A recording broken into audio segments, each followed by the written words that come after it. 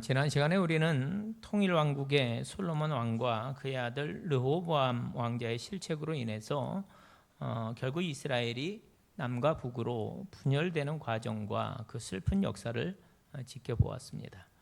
특히 솔로몬의 아들이었던 르호보암이 왕이 되는 그 과정 중에 아직 그 나라를 다스릴 만한 어떤 원칙이나 또 원리를 준비하지 않았다라는 이 점을 지적하면서 우리가 얘기를 했어요.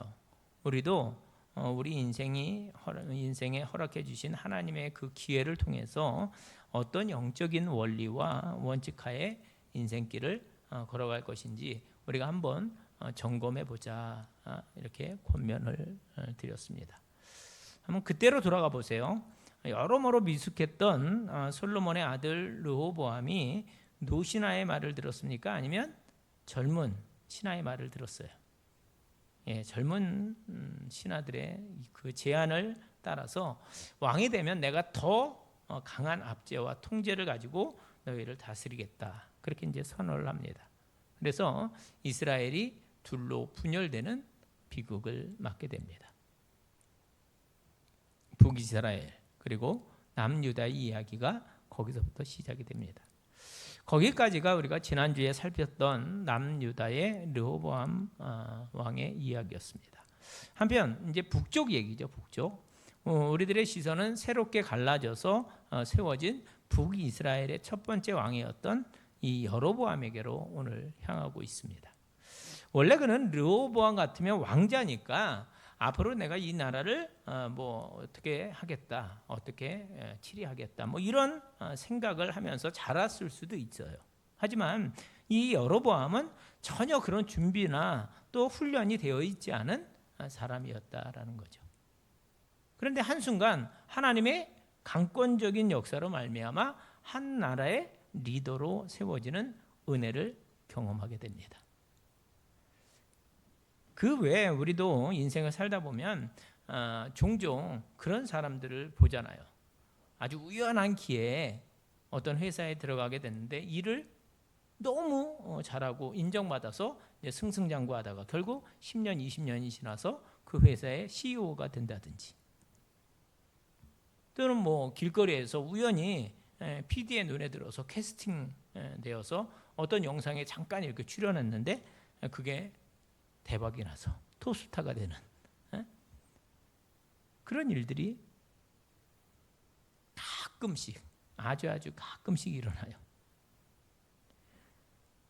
여로보암이 그렇게 된 거예요. 그렇게 여로보암이 아주 평범한 사람 여로보암이 어떤 뜻밖의 과정을 통해서 12개 지파들 가운데 10개 지파로 이루어진 나라의 왕이 되었다라는 겁니다.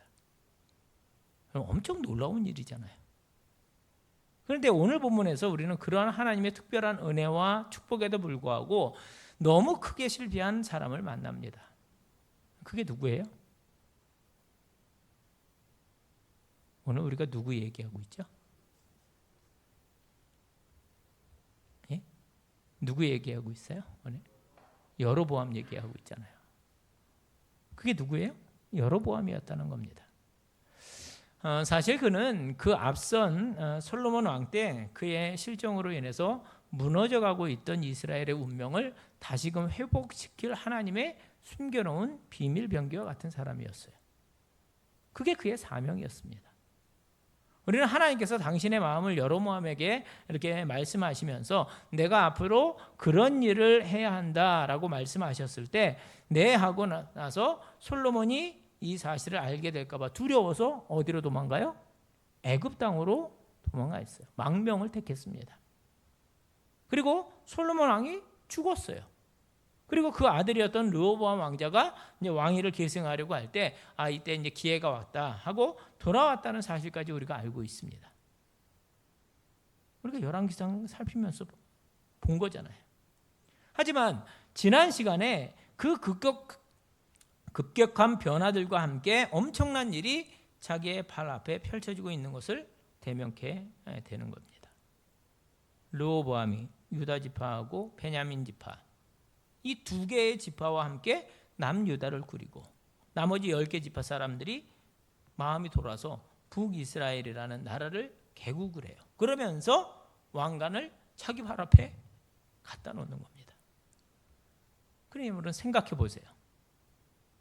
이게 얼마나 놀라운 인생의 기회예요.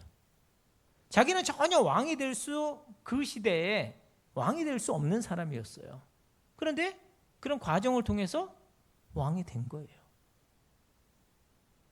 여러분, 그의 원래 직업은 건축가였습니다. 건축가. 그러니까 솔로몬 왕이 막판에 이렇게 여러 가지 큰 프로젝트를 할 때 그 공사판을 감독하던 감독이었어요.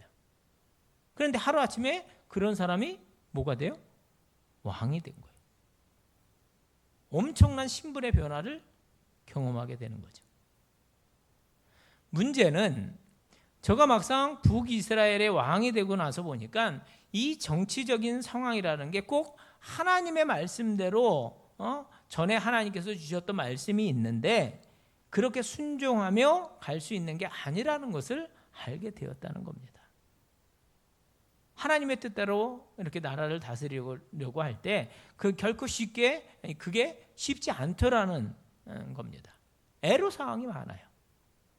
결국 오늘 우리가 쭉 읽었는데 이 여로보암은 자기에게 맡겨진 이런 선한 기회를 잘 살리지 못하고 하나님께서 기뻐하시는 뜻이 아니라 자기가 정치적인 그런 상황대로 나라의 갈 길을 정하고 그렇게 이끌어가다가 그만 스스로 망하는 길을 택하고 맙니다. 참 아쉽고 또 한편으로는 속상하기도 해요. 자, 그는 아무것도 없었던 사람인데 하루아침에 왕위에 오른 거잖아요. 그러니까 그에게 잃을 게 있어요? 없어요? 잃을 게 없습니다. 별로 없는 거죠. 아예 없는 건 아니고. 여러분 만약에 제가 이 여로보암이라면 그랬을 것 같아요. 딱 폼을 재고 좋다. 기왕지사 이렇게 된 거 내가 하나님의 말씀대로 나라를 이끌어 세워가는 게 어떤 것인지 내가 본때를 한번 보여주겠다. 이러지 않았을까요? 여러분들도 그러지 않았을까요? 좀 힘들더라도 내가 하나님 말씀대로 순종하며 이 나라를 한번 세워보아야 되겠다. 철저히 하나님이 기뻐하시는 뜻대로 내가 왕노릇 한번 해보겠다. 한 번 사는 인생인데 말이야. 하나님 제가 열심히 할 테니 하나님 저를 도와주십시오. 그러지 않았을까요? 저는 그랬을 것 같아요. 저는 우리 하주교회 성도들은 다 그 정도 하실 거라고 생각합니다. 만약에 여로보암이 우리들의 기대대로 정말로 그렇게 결심하고 그렇게 행했다면 저는 분명히 믿습니다. 틀림없이 하나님이 이스라엘에게 다른 이야기를 써주셨을 거라고 그렇게 믿습니다. 또 만약 그랬다면 이 여로보암은 틀림없이 이스라엘의 성군이었던 다윗이나 아니면 전성기 때 이 솔로몬의 버금가는 놀라운 지도자가 되는 그런 인물이 되었을 것입니다. 그러나 이어지는 말씀을 보면 아쉽게도 그는 하나님이 주신 그런 기회를 살리지 못하고 오히려 이스라엘 역사의 가장 악하고 실패한 왕으로서 기억되는 그런 인생길을 걷고 많은 것을 볼 수 있습니다. 그래서요, 나중에 보면 남북 이스라엘 이야기할 때 망한 왕조가 나오면 그가 여로보암의 뒤를 따랐다. 여러분 이게 안 좋은 거에 수식어로 이렇게 붙어서 나옵니다. 여로보암의 뒤를 따랐다. 그러니까 안 좋은 예의 주인공이 되고 맙니다. 제가 조금 전 저와 여러분도 그날의 여로보암과 비슷하게 인생에 있어서 놀라운 기회를 얻은 자들입니다. 우리도 놀라운 그런 기회를 얻은 자들이에요. 다시 말해서 저도 여러분도 이 여로보암처럼 하나님의 은혜로 엄청난 은혜를 받은 수혜자들이었다라는 겁니다. 동의하시죠? 그렇다면 이제 저와 여러분은 어떻게 살아야 할까요? 그날 여로보암의 선택 앞에 우리도 서 있는 거예요. 하나님이 주신 축복이 분명한데 나는 앞으로 어떻게 인생을 살아갈 것인가? 오늘 이 시간 바로 그 결심을 위해서 그날 있었던 이 여로보암의 실패를 우리가 타산지석으로 삼으려고 합니다. 그러니까 여러분 여로보암의 이야기를 잘 들으시고 그 여로보암의 인생과 반대를 선택을 하면서 그렇게 살아가면 하나님이 주신 모든 축복들을 선용하게 될 것이고 또 우리 삶에 생각지도 못했던 하나님에게 이끌리는 삶 또 어떤 면으로는 우리들의 삶에 기적이 일어나는 삶을 살아가게 될 줄로 믿습니다. 여러분 그래서 욕심을 좀 가지시기 바랍니다. 욕심. 우리의 인생이 그런 인생길로 이끌려가게 되시기를 주의 이름으로 축원을 드립니다. 특별히 말씀을 준비하면서 제 안에 욕심이 하나 생겼는데 직분 받은 분들은 오늘의 이 말씀을 좀 더 강한 도전으로 이렇게 삼으면서 하나님의 초대에 응해 주셨으면 좋겠다라는 그런 욕심이 생겼어요. 하나님께서 내게 직분을 주셨잖아요. 그렇죠? 여기 직분 청년 빼고 직분 안 받으신 분들은 한 분도 안 계셔요. 다 직분들이 있습니다. 내게 직분 주셨는데 내 인생을 들여서 정말 이 인생이 너무 짧은데 앞으로 남은 시간도 내가 볼 때 너무 짧을 것 같은데 하나님의 말씀대로 정작 중요한 그 일에 집중하면서 우직하게 그 길을 걸어가서 하나님께서 내 삶에 어떤 일을 행하시는지 내가 좀 한번 보고 싶다. 여러분 이렇게 적용하시는 직분자들이 되시기를 바랍니다. 그리고 오늘 이 이야기를 시작한다면 우리는 여로보암의 이야기를 우리 삶의 모든 그런 장에 적용해낼 수가 있습니다.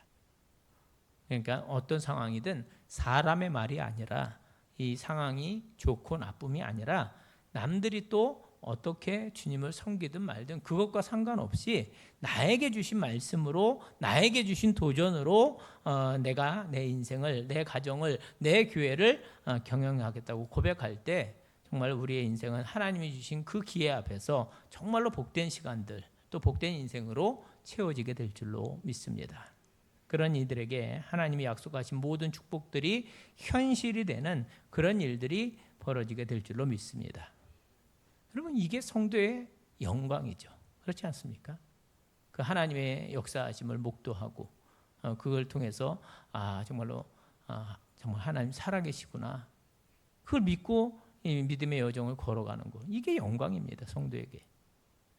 그러니까 하나님 앞에서의 직분자로서 이제 직분자로 살아보겠다는 것이 오늘 우리가 이 여로보암 이야기를 들으며 반응하려고 하는 첫 번째 영적인 교훈입니다.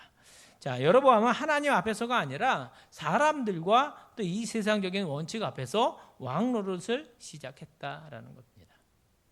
그래서 실패한 거예요. 그래서 여러분 이어진 26절과 27절 말씀을 보면 이제부터는 그 구체적인 그의 실정입니다. 바로 이 구절에서 가장 근원적인 여로보암의 실패의 이유가 나오는데 26절, 27절 그의 마음에 스스로 이르기를 나라가 이제 다윗의 집으로 돌아가리로다. 만일 이 백성이 예루살렘에 있는 여호와의 성전에 제사를 드리고자 하여 올라가면 이 백성의 마음이 유다 왕 된 그들의 주 르호보암에게로 돌아가서 나를 죽이고 유다의 왕 르호보암에게로 돌아가리로다 하고. 여러분 이해가 되셨어요? 자기에게 주어진 축복이 있잖아요. 북이스라엘 10개의 지파니까 이 유다보다 5배 차이인 거 아니에요? 숫자적으로 따지면 5배나 차이 나는 그런 국력을 가진 그런 나라의 왕이 됐잖아요. 그게 이 여로보암의 형편이었다라는 거죠. 그런데 막상 그 북이스라엘을 다스리려고 하다 보니까 그 모든 이스라엘 백성들이 지금까지 가지고 있었던 율법 신앙이 이게 걸림돌이 되는 거예요. 원래 여러분 이스라엘 사람들은 율법이 정한 대로 1년에 몇 차례 그 예루살렘 성전에 가서 하나님께 제사를 드리게 되어 있었습니다. 그러니까 이제 지리적으로 보면 내려가는 거고, 또 이스라엘 백성들의 관점에서 보면 예루살렘이니까 올라가는 건데, 자꾸 그 예루살렘을 자기네 나라 사람들이 이렇게 들락날락 할 거 아니에요. 율법적인 신앙 안에서. 그렇잖아요. 그러니까 이제 여러분이 곰곰이 생각해 보니까 자꾸 그러다 보면 백성들의 마음이 자꾸 저 밑으로 내려갈 것 같고, 그러다 보면 북이스라엘의 왕인 자기의 권력이 약해질 것 같고, 그런 생각을 이게 여로보암이 하게 된 거예요. 그런데 중요한 건 이거죠. 첫 구절, 그때 여로보암이 어떻게 했다고요? 그의 마음에 스스로 이르기를, 이렇게 되어 있습니다. 그의 마음에 스스로 이르기를. 누가 시켰어요? 아닙니다. 스스로 그렇게 생각한 거예요. 다시 말해서 혼자 상상의 나래를 막 이렇게 펴다 보니까 불안해진 거예요. 불안해진 거예요. 그래서 인간적인 무리수를 쓰기 시작을 합니다. 결국 그는 여러 개의 악한 선택들을 하는데, 첫 번째가 28절을 보면 우선 그는 2개의 금송아지를 만들어요. 그리고 백성들에게 말합니다. 야, 너희가 애써 예루살렘까지 가서 제사 드릴 필요 없다. 여기 이 금송아지가 전에 우리를 애굽에서 인도해낸 하나님이라고 생각하고, 이제 남유다의 예루살렘까지 가지 말고 우리 영내에 있는 베델과 단 그 2군데서 하나님께 제사하도록 하라. 억지를 부리기 시작한 겁니다. 또 있어요. 31절. 그가 또 산당을 짓고 레위 자손이 아닌 보통 백성으로 제사장을 삼고. 그러면 이것도 율법을 어긴 거예요. 원래 이스라엘은 레위 지파 사람들만 제사장으로 삼아요. 보통 사람들은, 보통 일반 사람들도 자유하면 제사장으로 삼았다는 거예요. 자격 없는데. 32절 또 8째 달 곧 그 달 15째 날로 절기를 정하여 유다의 절과 비슷하게 하고 제단에 올라가되 베델에서 그와 같이 행하여 그가 만든 송아지에게 제사를 드렸으며 그가 지은 산당의 제사장을 베델에서 세웠더라. 이쯤 되면 막 나가는 거죠. 막 나가자는 거예요. 자기 마음대로 하는 겁니다. 원래 이스라엘 백성들의 절기 대속죄일은 7월 15일입니다. 7월 15일이에요. 대속죄일은. 그런데 비스무리하게 했다는 거예요. 며칠 날로? 8월 15일로. 그냥 절기까지 자기 마음대로 정한 겁니다. 7월 15일 말고 8월 15일로 정하고 그것을 지키라고 한 거예요. 그러니까 그냥 자기 마음대로 했다. 얼핏 보기에는 비슷한데 맞아요? 안 맞아요? 이게? 맞지 않습니다. 이걸 우리가 전문 용어로 뭐라고 그래요? 이단이라고 합니다. 비슷한 것 같은데 다른 거. 그럼 금송아지 그러면 좀 친근하지 않습니까? 금송아지. 오래전에 이스라엘이 출애굽했을 때 시내산 밑에서 모세가 하나님께로 올라가서 돌판에 적힌 그 계명을 받는 동안에 저 산 아래에서 있었던 이스라엘 백성들이 아론에게 온갖 금붙이를 다 갖다 주고 만들어낸 게 뭐예요? 금송아지였어요. 이것이 우리를 애굽에서 인도해낸 여호와 하나님이시다 하면서 그곳에서 우상을 섬기면서 춤추며 노래하며 그랬던 장면을 우리는 알고 있습니다. 그때 하나님이 너무너무 진노하셨잖아요. 물론 모세가 생명을 걸고 기도했던 그 중보기도 덕분에 그들이 그 위기를 살짝 넘기긴 했지만 많은 백성들이 그 대가를 톡톡히 치러야만 했습니다. 그게 금송아지예요. 여러분, 하나님이 우리들을 대하시는 방식은 늘 말씀의 신앙입니다. 말씀의 신앙. 믿으십니까? 그분이 말씀하시면 우리는 듣습니다. 그리고 순종합니다. 이게 말씀의 신앙이에요.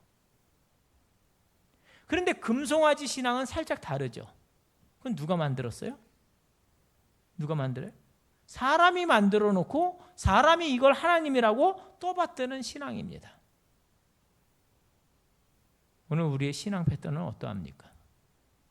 한번 여러분 되물어 보세요. 혹시 우리는 하나님의 말씀을 따르는 이 신앙 패턴을 잘 지키고 있는가? 아니면 금송아지를 따르는 그 신앙 패턴을 지키고 있는가? 우리는 말씀의 신앙을 가지고 신앙생활을 하고 있냐? 아니면 욕망의 신앙생활을 하고 있냐? 물론 여러분 오해하지 마세요. 우리가 우리들의 마음에 있는 소원들을 하나님께 아뢰는 일 자체를 부인하는 것, 그런 얘기가 아닙니다. 그런데 그때조차도 실은 우리가 하나님께서 정말로 원하시는 것이 무엇인지를 상고하면서 거기에 맞춰서 우리 자신을 조율해야 한다라는 겁니다. 그렇지 않으면요, 모든 사람들은 순간 깜빡하면 그 하나님을 내가 막 조종하려고 하고 심지어 내가 금송아지를 만들려고 하는 그런 우를 범할 수 있다라는 거예요. 여러분, 잘 나간다고 하는 그런 목회자들, 부흥사들, 옛날에 그런 분들이 그런 모습들을 많이 보이잖아요. 작금의 세대에도 마찬가지예요.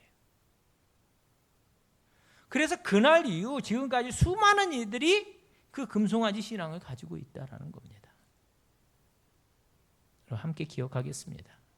하나님이 말씀하시면, 그리고 그 말씀이 내게 도전하시면 그 말씀이 내 영혼을 찔러 쪼개며 나를 수술할 수 있게 하고 나 자신을 그 말씀대로 맞춰서 살아가는 것이 언제나 옳은 줄로 믿습니다.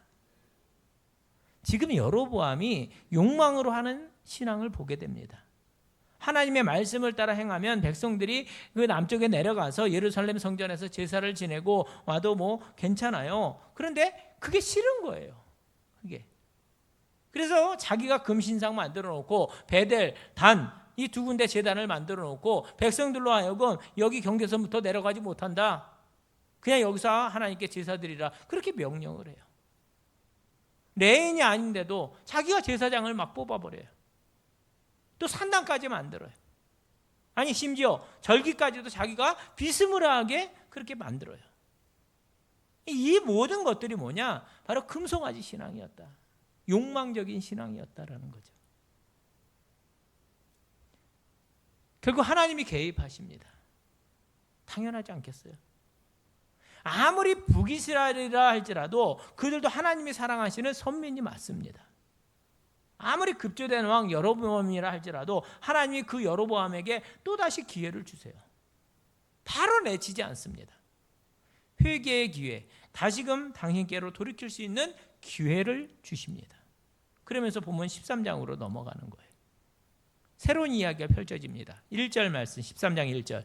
보라, 그때 하나님의 사람이 여호와의 말씀으로 말미암아 유다에서부터 베델에 이르니 마침 여로보암이 제단 곁에 서서 분향하는지라.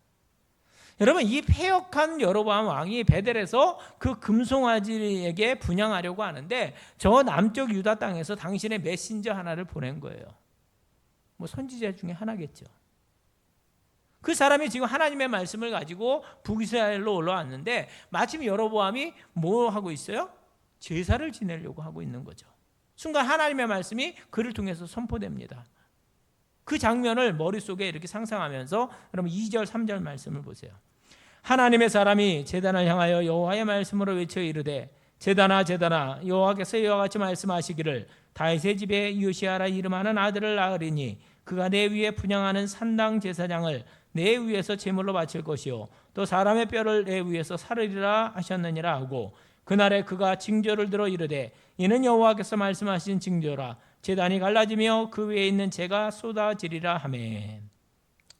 여러분, 이게 무슨 상황인가 하면 하나님 예언의 말씀이 그 제사 지내고 있는 그 여로보암에게 막 쏟아지고 있는 거예요. 야, 너 여로보암, 너와 북이스라엘의 이 우상 숭배 행위에 대해서 하나님이 앞으로 이런 심판을 내리게 될 것이다. 그 내용이 뭐예요? 먼 훗날 이 예언은 그대로 이루어집니다. 먼 훗날 남왕국 유다의 요시아라는 선한 왕이 일어나서 우상 숭배로 가득 차 있던 이스라엘 백성들을 하나님께로 향하도록 종교 개혁을 일으킬 것인데 그때 북이스라엘에 있던 이 베델의 단도 뒤집어질 것이고 여기 있었던 거짓 제사장들의 뼈도 다시 다 꺼내어져서 불태워지게 될 것이라는 그 예언의 말씀을 남쪽에서부터 올라온 그 선지자가 심판과 함께 메시지를 전하는 겁니다. 물론 먼 미래에 남유다의 왕 요시아가 진짜로 이 일을 행해요. 여러분, 이 행위 자체에 얼마나 놀라운 하나님의 은혜를 담고 있는지를 여러분 기억하십시오. 하나님을 떠나서 우상을 섬겼던 이들의 운명은 비록 그 생명은 이 세상을 떠났다 할지라도 그가 결코 심판을 면할 수 없다. 그들은 영원히 꺼지지 않는 지옥에서 그들의 뼈가 불타는 징벌을 받게 될 것이다. 뭐 이런 의미가 담겨 있는 예언이 아닐까 합니다. 저는 잠깐 서서 이 말씀이 우리들에게 주는 영적인 교훈이 있음을 봅니다. 여러분, 지금 남쪽이 잘 나갑니까? 북쪽이 잘 나갑니까? 어디가 더 잘 나가요? 예, 북쪽이 잘 나가고 있죠. 우리나라랑 비슷한 거예요. 우리가 6.25 이후에 북쪽이 조금 더 잘 살았다고 그러잖아요. 저는 잘 모르지만. 여기 마찬가지예요. 여기는 숫자적으로도 안 되잖아요. 5분의 1이에요. 5분의 1. 또 세상적인 또 잘 나감을 지금 말하고 있는 거거든요. 남쪽은 2개 지파, 북쪽은 10개 지파, 국력도 5배 차이. 그리고 북쪽 이스라엘이 지금은 강대국이에요. 잘 나가는 것처럼 보이잖아요.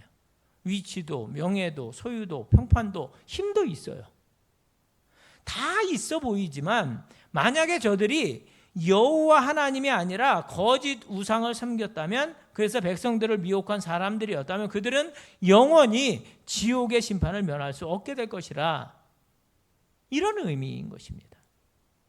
반드시 그들에게 하나님의 심판이, 엄중한 심판이 임하게 될 것이라는 그런 예언의 말씀입니다. 그리고 이 예언은 몇백 년 후에 그대로 저들에게 이루어집니다. 자, 그런데 그건 미래고, 미래의 심판이고, 오늘 현재의 직결 심판도 있습니다. 그것은 여로보암 왕의 육체에 내린 심판입니다. 그럼 13장 4절 마지막 부분을 보면 그를 향하여 편손이 말라 다시 거두지 못하며 그랬습니다. 그게 다가 아니에요. 5절 말씀. 하나님의 사람이 여호와의 말씀으로 보인 징조대로 제단이 갈라지며 재가 제단에서 쏟아진지라. 그러니까 그 금송아지 단이 하나님이 말씀하시는 대로 쩍하고 갈라져서 그 재가 막 쏟아지더라는 거예요. 그러니까 얼마나 두려웠겠어요. 큰 두려움이 임하고 그가 그 하나님의 사람에게 싹싹 핍니다. 6절 보세요. 왕이 하나님의 사람에게 말하여 이르되 청하건대 너는 나를 위하여 내 하나님 여호와께 은혜를 구하여 내 손이 다시 성하게 기도하라. 여러분, 순식간에 주객이 전도되었습니다. 기가 막혀요. 나를 위하여 내 하나님 여호와께 기도해달라. 잘 보세요. 여로보암 왕이 뭐라고 말해요? 나를 위하여 내 하나님 여호와께. 누구의 하나님께? 누구의 하나님이요? 내 하나님이라는 거예요. 내 하나님이 아니라 내 하나님께. 자, 자기에게 이 왕위를 주셨고, 이 왕위를 주기 오래전에 이미 말씀도 주셨고, 또 언약까지 주셨던 그 여호와 하나님은 어디 가고 내 하나님 여호와께 기도해달라고 구하는 여로보암. 눈이 어두워진 거죠. 그런데 여러분, 더 놀라운 게 뭔지 아십니까? 그 패역한 사람에게도 우리 하나님의 은혜가 끝없이 임하고 있다는 사실입니다. 6절 하반절. 하나님의 사람이 여호와께 은혜를 구하니 왕의 손이 다시 성하여 전과 같이 되니라. 할렐루야. 여러분, 좀 아쉬워요. 성경을 읽는 독자로서 저렇게 못된 녀석, 아주 그냥 온몸이 다 말라서 죽었더라. 그랬으면 좀 통쾌하지 않겠어요? 성경을 읽는 독자로서. 근데 하나님은 그를 용서하시고 또다시 기회를 주고 계십니다. 여러분, 우리 하나님의 사랑이 언제나 이렇게 은혜의 공간을 가지고 있다는 사실로 인해서 여러분 감사하시기 바랍니다.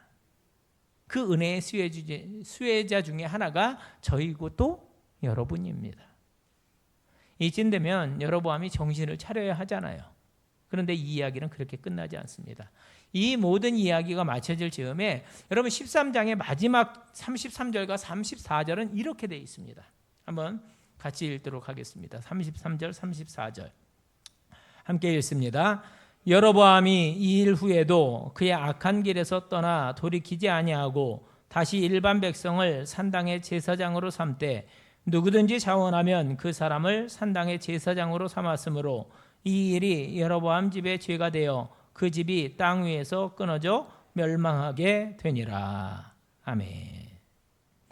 여러분, 이 모든 일을 체험했는데 어떻게 해요? 돌이키질 않았어요. 악한 길에서 떠나질 않았어요. 오히려 자기가 했던 그 일들을 계속하고 레인이 아닌 사람들을 제사장 삼고 우상 숭배를 계속했습니다. 그로부터 시작해서 북이스라엘은 그날 그 이후에 왕들이 다 여로보암의 길을 따라 행하는 악한 왕들로 채워지게 되었습니다. 이게 얼마나 안타깝습니까? 자, 이상의 이야기를 듣고 세 가지의 영적인 결론을 내려봅니다. 첫째는 여러분, 우리는 하나님께서 주셨던 그 은혜의 기회를 살리지 못했던 그 여로보암을 보면서 그분이 은혜를 주실 때 하나님이 말씀하신 대로 내 믿음의 길을 잘 가서 결단코 그분이 기뻐하는 열매를 맺어야 되겠다. 이렇게 거꾸로 그의 이야기를 타산지석으로 삼아서 그렇게 결단하시기를 바랍니다. 그게 지혜로운 자입니다. 내가 사람이나 상황 앞에서 내 길 가지 않고 하나님 앞에서 내 왕권을 진행하고 나라를 다스려야지, 우리 그렇게 결단하고 기도하자, 이런 권면의 말씀을 드립니다. 두 번째는 오늘 중간에 했던 금송아지 이야기 기억하시죠?